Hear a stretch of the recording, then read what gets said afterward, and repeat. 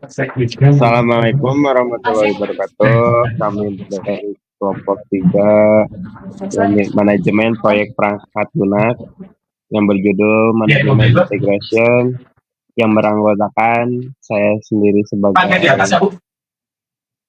ketua kelompok. Nama saya Muhammad Rizky Maulana dan Muhammad Ahmad Ripal Hudori, Muhammad Dapa, Putri Arum Karnasi, dan Sigit Purnomo. Udah ada dari tadi, Pak.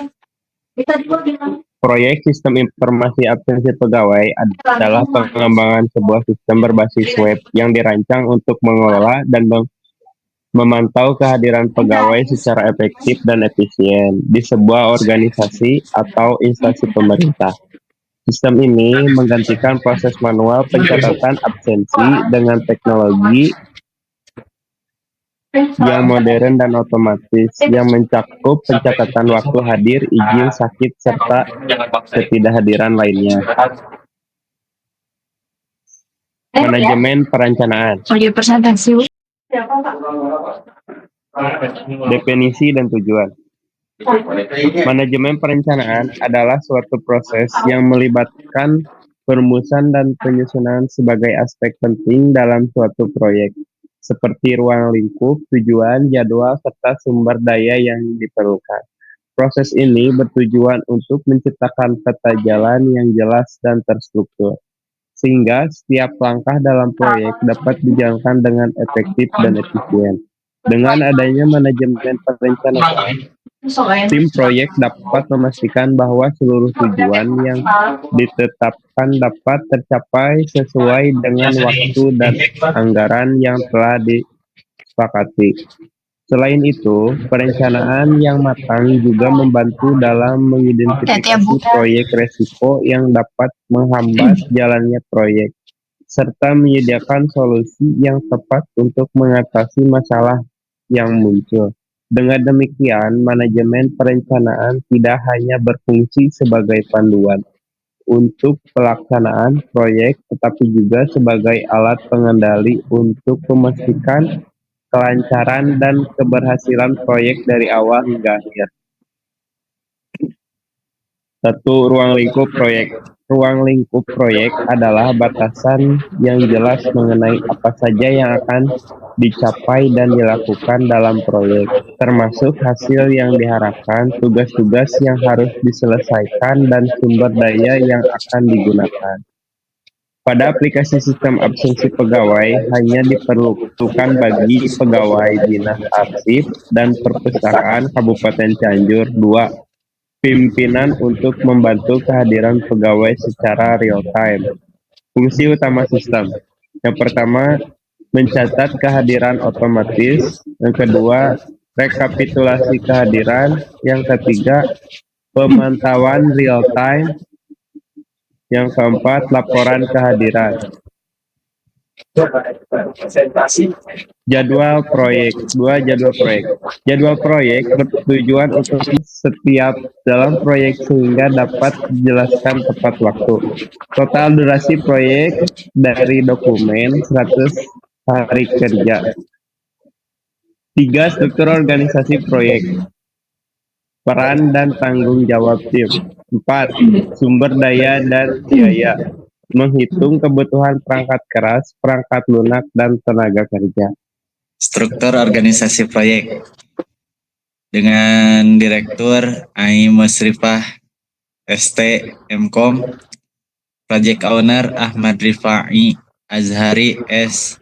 MSI, Project Manager M. Rizky Maulana, Sistem Analisis Putri Arum Garnasi, Desainer Ahmad Ripal Hudori, Planner Muhammad Dapa, M. Rizky Maulana, Sigit Purnomo, Tester Ahmad Ripal Hudori, Muhammad Dapa, Administrator Putri Arum Garnasi. Holder Analisis, Stakeholder Rizky Maulana. Peran dalam proyek: menentukan suatu kebijakan yang bersifat administrasi kelembagaan dan juga menentukan prosedur dalam pelaksanaan proyek. Dampak potensi pada proyek tinggi. Apa yang diharapkan proyek dari pemangku kepentingan, staf yang berpengalaman untuk terlibat dalam kelompok pengguna dan menerima hasil pengujian dari pengguna. mempunyai komitmen untuk menerapkan suatu perubahan. Sikap atau resiko yang dipersepsikan tidak ada. Stakeholder manajemen strategi atau strategi pengelolaan pemangku kepentingan melibatkan diri dalam mengarahkan proyek, melakukan pertemuan rutin, serta memperbarui jadwal proyek. Tanggung jawab oleh project manager. Stakeholder yang kedua yaitu Putri Arum Garnasih, peran dalam proyek menganalisa dan membuat spesifikasi setiap permasalahan serta mencari pemecahan bagi sistem yang dampak potensi pada proyek yaitu tinggi. Apa yang diharapkan proyek dari pemangku kepentingan? Memiliki keterlibatan dalam melakukan penganalisaan sistem yang akan dirancang. Sikap dan atau risiko yang dipersepsikan yaitu kekhawatiran tentang kurang cocoknya tentang apa yang dianalisa dengan hasil yang telah dianalisakan. Stakeholder manajemen strategi atau strategi pengelolaan pemangku kepentingan, keterlibatan dalam kelompok proyek, tanggung jawab yaitu oleh project team analisis system. Yang ketiga yaitu DAPA yang akan dibangun dan menentukan pemrograman apa yang kompatibel dengan hardware. Potential impact apa yang diharapkan proyek dari pemangku kepentingan yaitu memiliki kontribusi dalam pemrograman yang menyelesaikan implementasi software atas hasil rancangan pada sistem yang akan dibuat. Sikap dan resiko yang dipersepsikan, kekhawatiran akan beban kerja meningkat, kemampuan mengatasi error sistem pada pemrograman untuk membangun sistem tersebut. Stakeholder manajemen strategi pengelolaan pemangku kepentingan, keterlibatan dalam kelompok proyek, tanggung jawab oleh project team programmer. Yang keempat yaitu stakeholder Ahmad Ripal Hudari, peran dalam proyek akan merancang tampilan sistem yang akan dibuat. Dampak potensi pada proyek yaitu sedang. Apa yang diharapkan proyek dari pemangku kepentingan yaitu memiliki kontribusi dalam proses mendesain sistem yang akan dibuat. Sikap atau resiko yang dipersepsikan yaitu kekhawatiran tentang ketidaksukaan pengguna akan desain tampilan yang dibuat karena kurang user friendly. Stakeholder manajemen strategi pengelolaan pemangku kepentingan yaitu keterlibatan dalam kelompok proyek, tanggung jawab oleh project team yaitu Putri Arum Garnasih sebagai stakeholder pada setiap tahapan kerja sistem yang telah selesai. Potensial pada proyek yaitu sedang. Apa yang diharapkan proyek dari pemangku kepentingan yaitu memiliki kontribusi dalam pendokumentasian, yaitu membuat dokumen, teknik dan dokumen-dokumen lain yang diperlukan terhadap sistem yang akan dibuat. Sikap atau risiko yang dipersepsikan yaitu kekhawatiran akan pendokumentasian yang dibuat. Stakeholder manajemen strategi pengelolaan pemangku kepentingan yaitu keterlibatan dalam kelompok pengguna serta kelompok proyek. Tanggung jawab oleh project team dokumenter. Yang keenam yaitu Sigit Purnama sebagai stakeholder. Peran dalam proyek yaitu akan menguji dalam mengoperasikan sistem baru. Dampak potensial pada proyek tinggi. Apa yang diharapkan proyek dari pemangku kepentingan yaitu memiliki kontribusi dalam pengujian software. Sikap atau resiko yang dipersepsikan yaitu kekhawatiran tentang pelatihan apa yang akan mereka terima. Stakeholder manajemen strategi atau pengelolaan pemangku kepentingan, yaitu keterlibatan dalam kelompok pengguna serta kelompok proyek. Tanggung jawab oleh project team atau tester. Yang selanjutnya ada work breakdown struktur, yaitu aplikasi absensi pegawai ini memiliki 4 tahapan. Yang pertama ada requirement, yang mana tahapan requirement ini ada 4 tahapan, yaitu yang pertama mengumpulkan data informasi dari klien, yang kedua membuat user stories, yang ketiga pengalokasian manpower, dan yang keempat ada pengumpulan ide desain proyek. Yang selanjutnya ada desain. yang terdiri dari menyusun daftar kebutuhan teknologi, yang kedua desain prototipe, dan yang ketiga desain sistem aplikasi absensi pegawai. Yang selanjutnya ada development yang memiliki 2 langkah, yaitu yang pertama pengembangan sistem, yang kedua ada pengunggahan ke server publik atau development. Dan yang terakhir ada integration dan test, di mana tahapannya yaitu melakukan quality control dan penjaminan proyek. Jadwal proyek pembuatan sistem absensi pegawai ini yaitu 100 hari dengan yang pertama deskripsi tugasnya yaitu analisa dan desain sistem. Durasi kerjanya 10 hari dimulai dari 1 November 2024 sampai dengan 10 November 2024. Tahap yang kedua ada pembuatan program dengan durasi kerja 50 hari dimulai dari 11 November 2024 sampai dengan 30 Desember 2024. Yang selanjutnya ada testing program yang dilakukan 5 hari kerja dari mulai tanggal 2 Januari 2025 sampai dengan 6 Januari 2025. Yang tahapan keempat ada instalasi program 3 hari kerja dimulai dari tanggal 7 Januari 2025 sampai dengan 9 Januari 2025. Yang selanjutnya ada training pegawai dengan durasi kerja 2 hari, lalu dokumentasi dengan durasi kerja 10 hari, dan maintenance dengan durasi kerja 7 hari. Yang kedua ada manajemen komunikasi. Yang akan dilakukan pada manajemen komunikasi di sini adalah pertemuan meeting. Yang pertama, pertemuan pembukaan dengan agenda kick-off project, yaitu sosialisasi tentang tujuan, ruang lingkup, dan timeline. Waktu pelaksanaannya yaitu tanggal 1 November 2024, penanggung jawabnya project manager. Partisipannya yaitu tim developer, stakeholder, dan dinas. Masukan yang diperoleh dari pertemuan meeting ini adalah kebutuhan sistem dari pihak dinas. Yang kedua ada pertemuan tim proyek dengan agenda update, progres pengembangan sistem, diskusi kendala teknis. Waktu pelaksanaannya yaitu setiap Kamis pada pukul 18.00. Penanggung jawabnya lead developer. Partisipannya yaitu developer, UI atau UX, dan desainer. Mana yang dokumen yang dihasilkannya yaitu laporan progres mingguan dan bug list.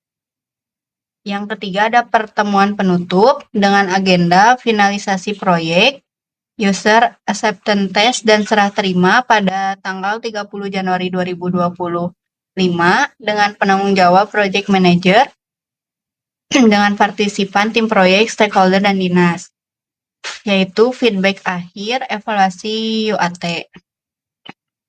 Yang selanjutnya dalam manajemen komunikasi itu ada pelaporan atau reporting dengan jenis pelaporan, laporan kemajuan proyek atau proyek progress report. Dengan item progress coding dan deployment, waktunya setiap Kamis pukul 20.00. Penanggung jawabnya itu lead developer dengan distribusi project manager dan dinas. Masukannya status task dan kendala teknis. Keluarannya yaitu laporan progres mingguan. Yang selanjutnya ada jenis pelaporan status acara atau agenda pertemuan dengan item, jadwal, dan topik diskusi. Waktunya setiap pertemuan dengan penanggung jawab Scrum Master atau sekretaris. Distribusinya yaitu tim developer, masukan, daftar isu teknis dan non-teknis. Keluarannya yaitu agenda kerja terbaru. Yang selanjutnya ada catatan sekretaris proyek, distribusinya tim proyek dengan dokumentasi poin penting meeting. Yang kedua, manajemen komunikasi persiapan pertemuan. Berikut adalah persiapan yang diperlukan untuk mengadakan pertemuan. 1.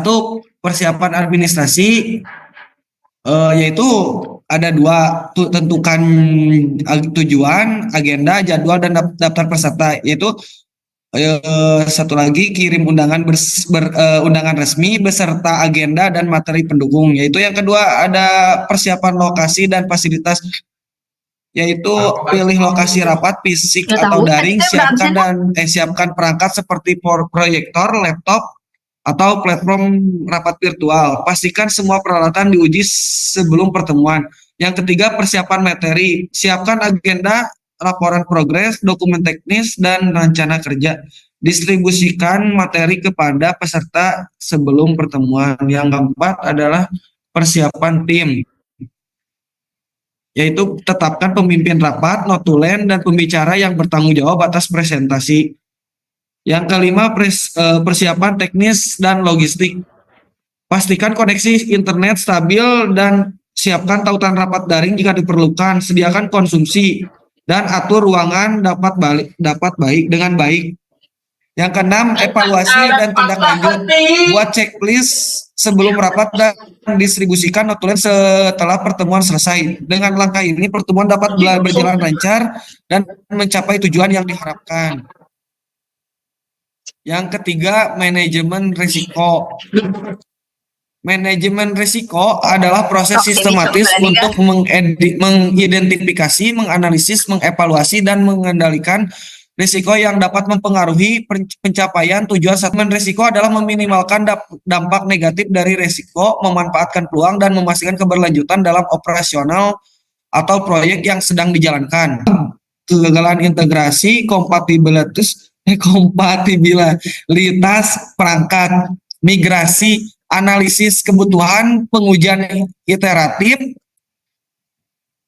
UAT, memastikan kompatibilitas. Yang kedua, risiko operasional. Kurangnya keterampilan, risiko operasional yaitu risiko kurangnya keterampilan, sumber daya terbatas, dokumentasi tidak lengkap. Mitigasi, rekrutan tim yang sudah kompeten, alokasi anggaran, manajemen proyek yang terencana. Yang ketiga, risiko keamanan, yaitu risikonya adalah pelanggaran data, serangan cyber. Mitigasinya yaitu enkripsi data, autentikasi 2 faktor, 2PI, audit keamanan rutin. Yang keempat, risiko jadwal, yaitu risikonya adalah keterlambatan deliverables, perubahan spesifikasi. Mitigasinya yaitu timeline realistis, dokumentasi persetujuan untuk perubahan. Yang kelima, risiko finansial, yaitu risikonya adalah over budget, ketidaksesuaian anggaran. Mitigasinya yaitu estimasi anggaran detail, prioritas kebutuhan. Yang keenam, risiko pengguna, yaitu risikonya adalah resistansi pengguna, ketidakpuasan fitur. Mitigasinya yaitu pelatihan, desain bebas pengguna, saluran feedback. Yang ketujuh yaitu risiko hukum.